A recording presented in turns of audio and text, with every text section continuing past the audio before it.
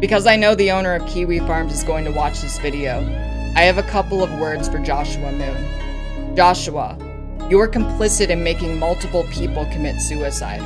One day, you are going to get sloppy, and your entire life is going to collapse like a house of cards. And when that day comes, no one will be there to help you.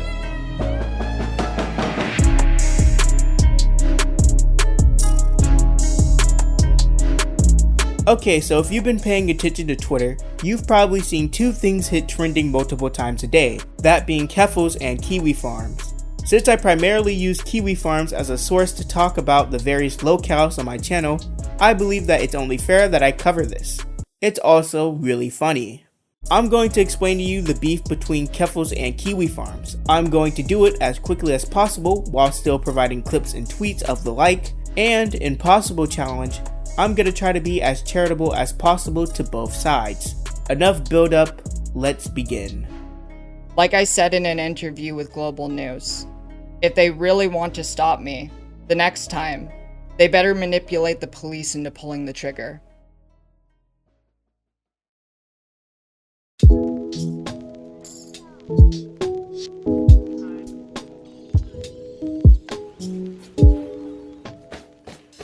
Don't mind the green screen behind me, this is just so I can hide my location from Kiwifarms. I hope you understand. Keffals is a 28-year-old transgender Canadian Twitch streamer whose content revolves around politics and transgender activism. She's known for ratioing people who make anti-trans remarks on Twitter, and for raising a ton of money for certain trans-oriented charities. That's pretty much it.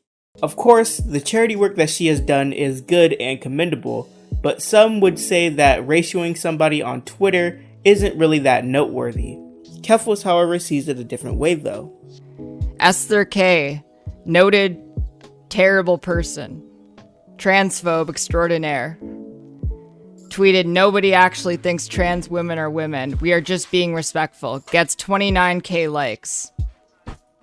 Let's ratio it. I used to think the ratios were really funny and silly, but now I realize that there's power in it. You can prove a point with a ratio. As funny as it is. The response to Ian Miles Chung quote tweeting me was better than I could have possibly imagined. I never thought Twitter ratios could make me feel so much safer as a trans person on the internet. Thank you so much, Keffals, and everyone that helped. What the fuck? Like, trans people get like fucking raped and murdered and the shit beat out of them and stuff in like areas of the South where people are still really fucking backwards on that. And then you have like, I'm safe on Twitter and soy because we ratioed these guys. Like, sorry.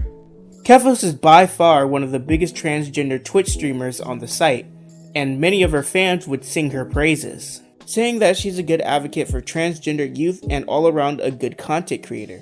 Others, however, think otherwise. Keffals have been criticized for many things.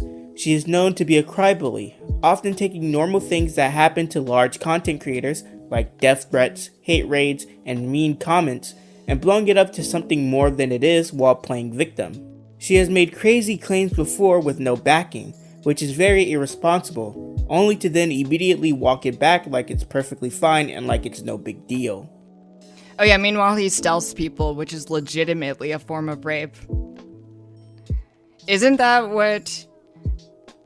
Wait, I don't know if he did it. Wait, backing up, I don't actually know if he did it, but he argued that it is not a form of rape. And that you shouldn't have sex with a woman who,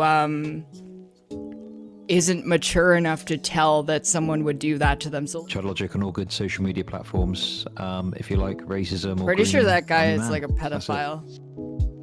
CTV, like, how about actually, yourself? He hit on him. That was fake. All right. Or Infinity Acre Wood, right? So the I never rolled with it because I don't know if it's actually true. I didn't actually look into it. I just have a lot of people around me like convinced he's a pedophile, but knowing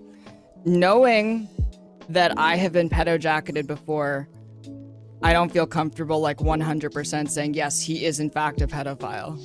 There are claims about her running grooming Discord servers, embezzling money from her communist party, and having an opioid addiction, but I didn't look into these claims in depth, and I believe that some of them are still just allegations, so they won't be discussed here. Despite the massive amount of hate and criticism she receives, Keffals has continued to grow her platform and become successful in doing so. I find it strange that I haven't talked about or explained what Kiwifarms is, despite it being a good source for some of the people I talk about on my channel. Okay, so a long time ago, a guy named Joshua Moon, or Noel, created a forum called the CWC Kiwifarms, a place where people went to primarily talk about Christian. After the site grew, they changed the name to Kiwifarms, and now they discuss a ton of people they consider locals, or people who have weird and strange behaviors that can be milked for laughs. People use Kiwifarms for various reasons. It's a forum site so you can discuss locales with others. It's a documentation site so you can easily find information about certain people. I personally don't have an account on the site, but I have used it in many of my videos since it provides a ton of information on the people I talk about, so it does have its benefits. It's also like one of the last places on the internet where you can say whatever you want and it isn't censored. Even though there's a yin, there's always a yang.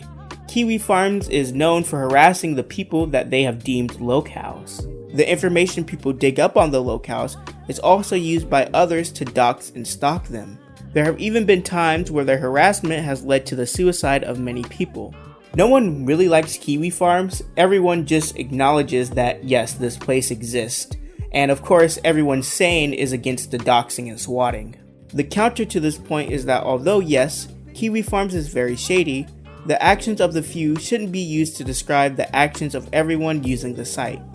Keffals also happens to be accused of using Keffals' own words and tweets and Discord servers and everything of being into sort of grooming children into being trans against their parents' knowledge or wishes and without the guidance or assistance of any medical professionals at all, literally using a bathtub recipe for hormone replacement therapy.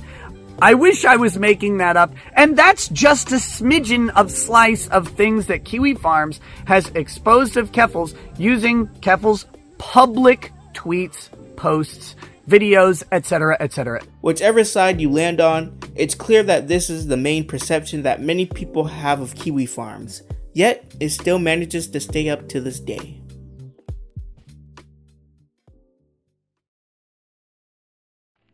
I believe a good starting point for this would be the fight that Keffals had with Destiny, since it'll lead to Kiwifarms.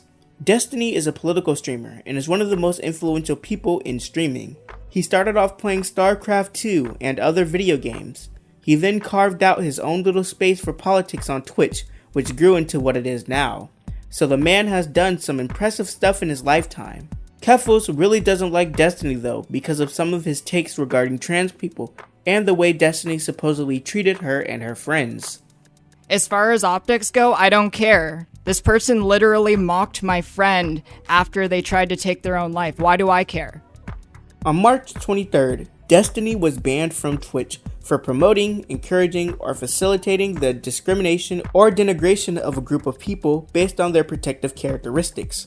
Of course, it's vague for no reason, and it doesn't tell you exactly why he got banned, but many suspect that it was because of the trans discourse that he was engaging in at the time. Keffals then comes out saying that she was the one who got Destiny banned, as she believes that he is transphobic and a net loss to the trans discourse. She walked this back, of course, and I don't know why she would do something so stupid, because now many people to this day believe that she indeed was the one who took down Destiny, especially since she has tried to get Destiny banned from Twitter before, so the logic makes sense. But this left a very bad taste in people's mouth.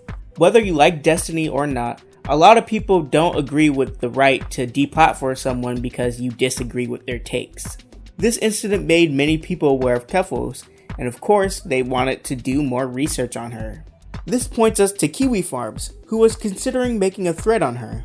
Because a thread on Kiwifarms means that everything about you that's on the internet will be documented to the fullest extent, Keffals locked down her Twitter in an attempt to stop herself and her family members from being doxxed. The thread still went up and life continued. Months later, Joshua would try to run a stream going over everything Keffals, as he does with other people he considers locals. This stream was DMCA'd by Keffals, which is not a good sign because people don't like it when you abuse the copyright system on YouTube. It's also weird that Keffals would be aware of Josh's stream until you realize that she has been cooking up something big. She was preparing a full manifesto stream going over her grievances against Destiny and Kiwifarms. This stream was aired on July 17th and ran into some problems like her getting banned from Twitch because of the thumbnail and lots of hate raids making her stun locked a lot of the time. Yeah, unlike DGG, we actually police this community.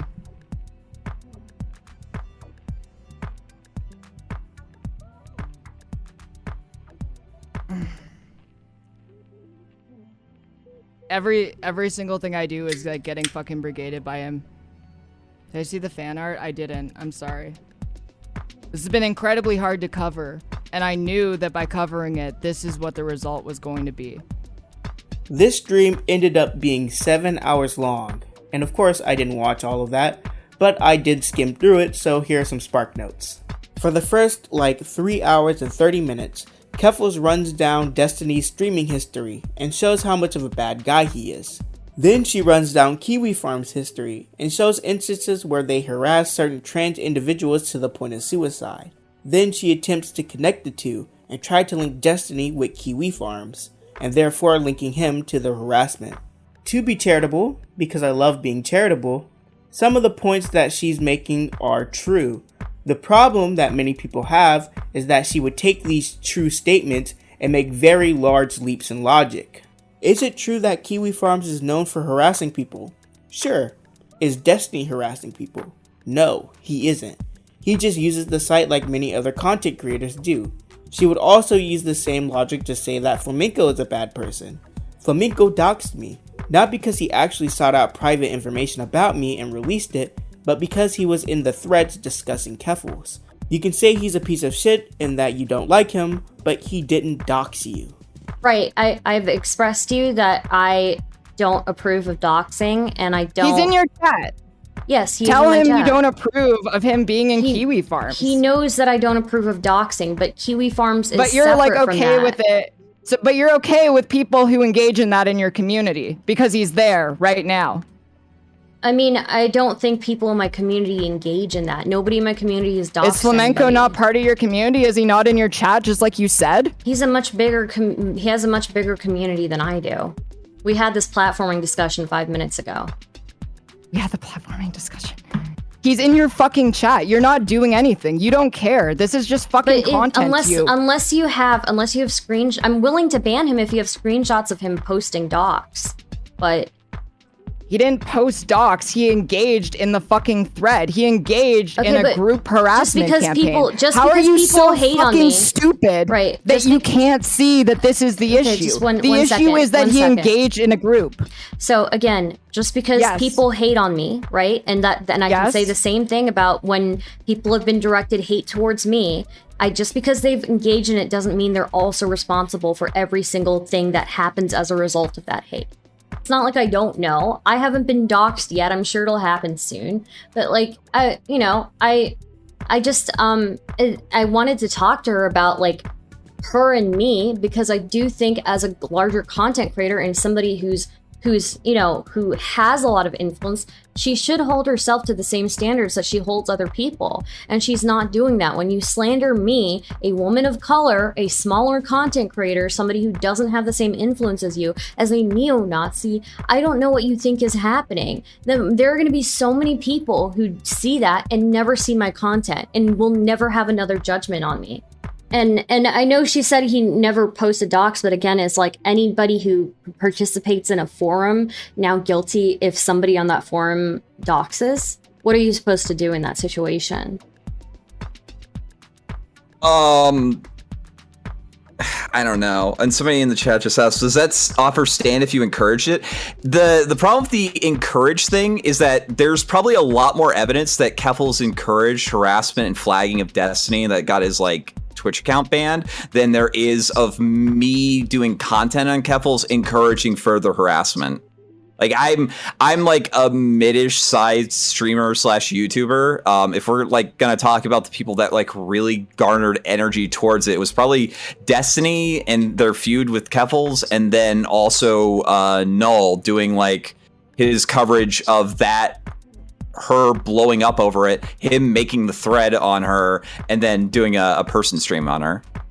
After this video, the war on Kiwifarms was kicked off, with Keffals being at the forefront against the movement, tweeting all about the very bad things that Kiwifarms have done. Now, if someone were to think that this site was just full of doxers and harassers, they'd probably also come to the conclusion that they should probably stay away from them. On the other end, Keffals believes that somebody has to take down this hate-filled website, so if it's not gonna be you or me, it's gonna be her. On August 5th, 2022, Keffals was swatted in her home. Now, words and timelines are going to be a bit more important, so pay attention. On August 9th, she uploaded a video explaining what had happened and what was coming next. On August 5th, I was woken up by London Police Services, pointing an assault rifle in my face at my home. I was told later that at 6 a.m. that morning, an email impersonating me was sent to every city councillor in the City of London, Ontario, stating that I have an illegal firearm, that I killed my mother, and that I plan to go to City Hall and shoot every cisgender person I see. She makes it sound like she was woken up by police officers in bed or inside her home with an assault rifle pointed at her face when she woke up. She also claims that the police have treated her very poorly and referred to her by her dead name. During the arrest, the police officer referred to me by my dead name. I was booked in the station under my dead name. The police, when talking to my mother, referred to me as her son. This is despite the fact that I have run as both a member of parliament and a member of provincial parliament under my name, Clara Sorrenti. The fact that a fake email led to London Police Services booking me under my dead name reveals the prejudice that many police have towards transgender people. This is despite the fact that the email contained my real name before ever even mentioning my dead name. This is one of the property bags returned to me after I was released from custody. All of the property bags returned to me have Roberts written on them. Roberts was my last name until I legally changed my name first to Kaylee Sorrenti on January 25th, 2012, and then later to Clara Sorrenti on March 7th, 2018. When I changed my name, I took my mother's maiden name. My last name has not been Roberts in over 10 years. The only reason that Roberts is on the property bags is because I was booked under my dead name. In this video, Keffals also starts a GoFundMe with a goal of $3,000. I started a GoFundMe to move immediately, recoup my losses, and build a legal fund to protect my rights. I have been subject to emotional damages, financial damages, blatant violations of the Human Rights Act, and discrimination on the basis of gender identity and Next comes August 10th, 2022, the day Global News puts out a segment about Keffals. I went into the hallway and then saw that assault rifle. I screamed and I thought I was going to die. In this segment, she says that she went into the hallway and saw the rifle pointed at her, which already contradicts her previous statement. We'll call this one a slip-up or her embellishing the story a bit. On that same day, the London, Ontario police chief made a statement saying that they will look into the treatment that Keffals was given during her stay, and says that they want to do and be better towards LGBT folks. These officers don't really seem that malicious. Maybe it was just an accident or a mistranslation.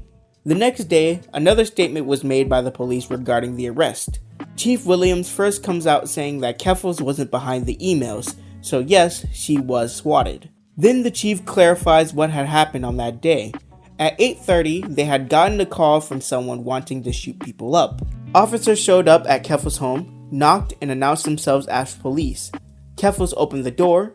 She was polite and they took her away based on the threats and the ongoing investigation, and they also searched her house because of the warrant they had.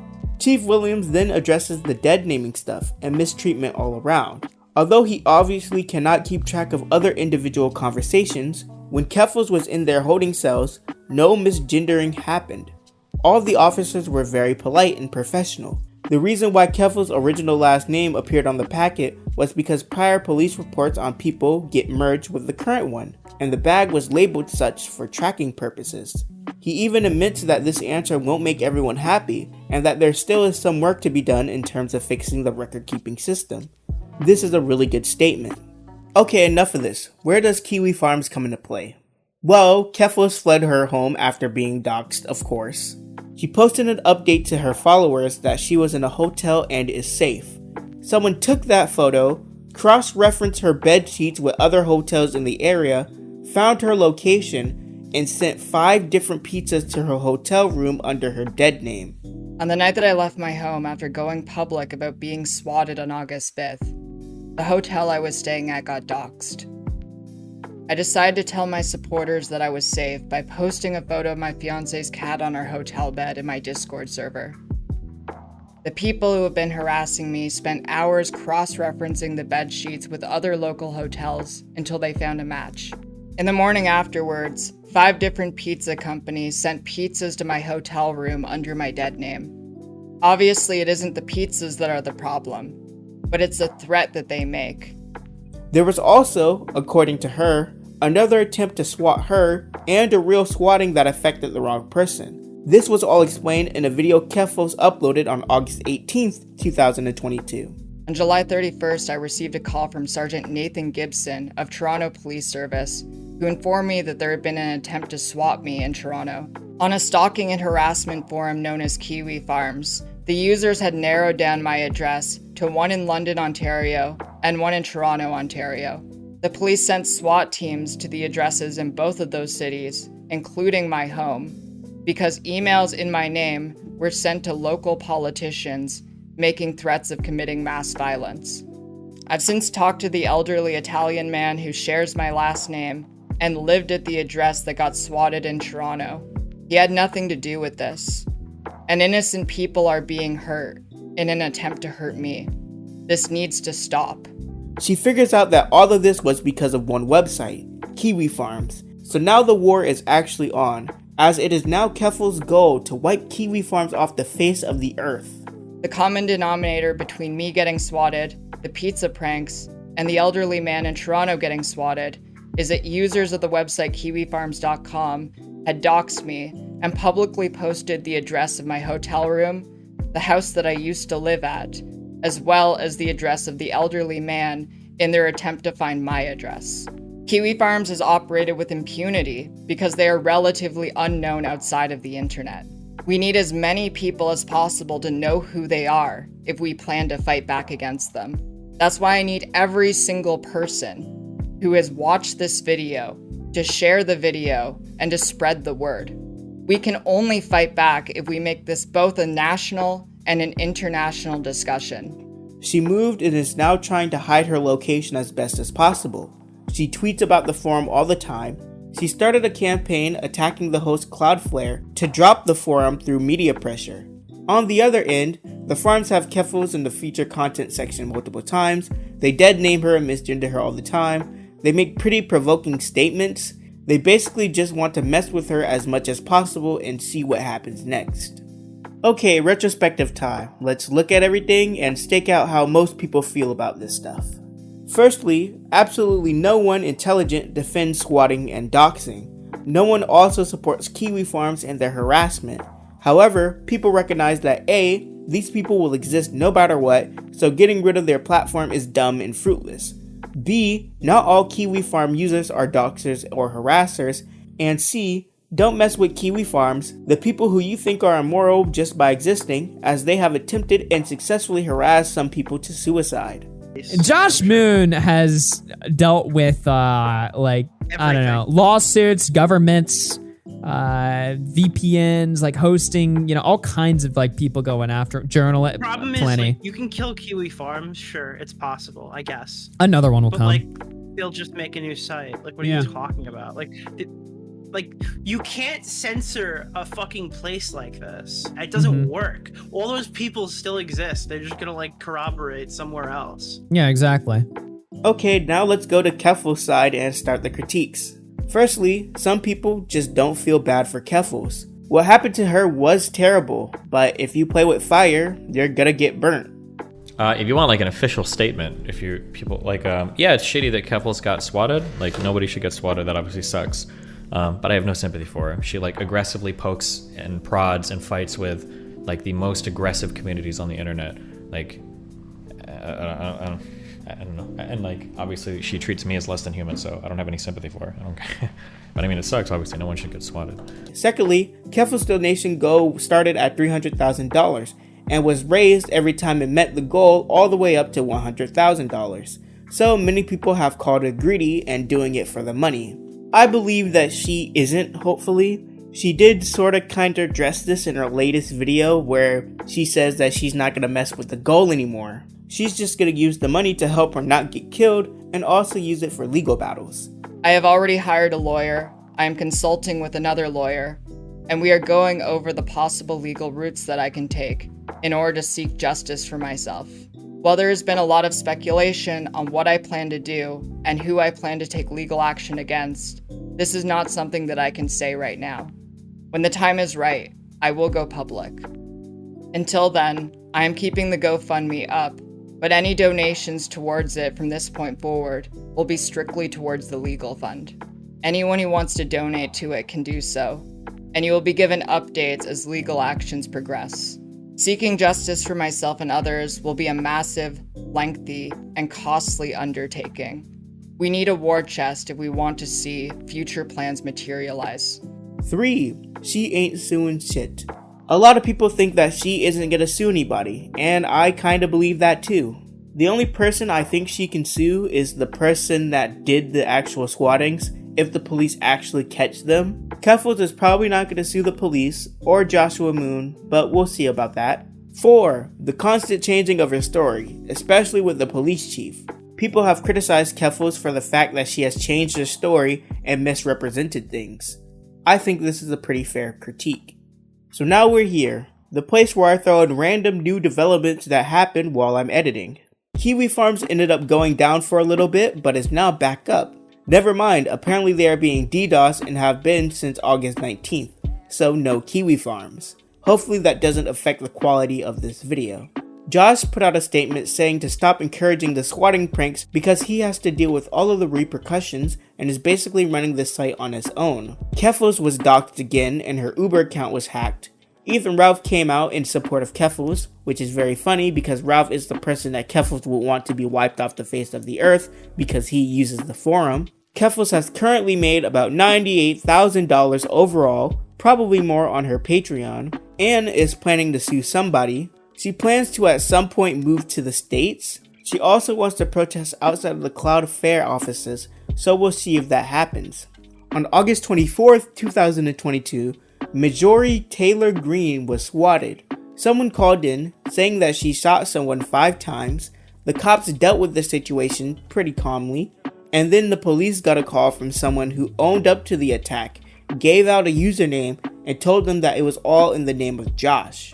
Marjorie Taylor Greene came on a news segment and talked about it in more detail. But also the police report states something else fairly alarming, that the suspect claims that he or she is connected to this website, which is a site that actually supports cyber stalking. The suspect even gave police their username.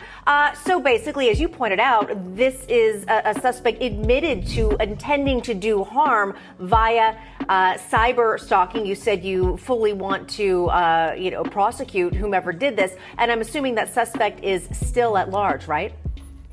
Yes, there's an investigation underway, and there's an even investigation into whether that's really the person that did this. But isn't it concerning that such a website exists? Like, why does that even exist? That website needs to be taken down. There should be no business or any kind of service where you can target your enemy. That's absolutely absurd. And this is the type of lawlessness that Democrats want all over the country. You know, the Democrats are the party of defund the police, which has created crime that is going out of control all over the country. But it's also failure of our government and failure of our law enforcement to not take down a website like that. Like, all of these types of groups need to be completely eradicated. They should not be allowed to exist. They should not be able to abuse police resources like that. And police officers, we need more police officers. We don't have enough right now. They need to be able to respond to traffic accidents as real emergencies. MTG was swatted again, apparently. Joshua made a new statement basically saying that the new swattings against MTG were not from Kiwifarms. He also says that it sucks that she got involved because now this is a political game. No one cares about the victims anymore. Everyone is just willing to throw Kiwifarms under the bus and call it a day because it's easier for them. Okay, I think that's about it, and hopefully no new information comes out while I'm making this. I know she streams from time to time still, and she tweets a lot on Twitter, so the information on what happens next will always be available. I'm also on Twitter, and I'm keeping close track of it, so you can just follow me for status updates. Now you know what's going on. Stay safe in that Twitter war zone out there, and I'll see you in the next video.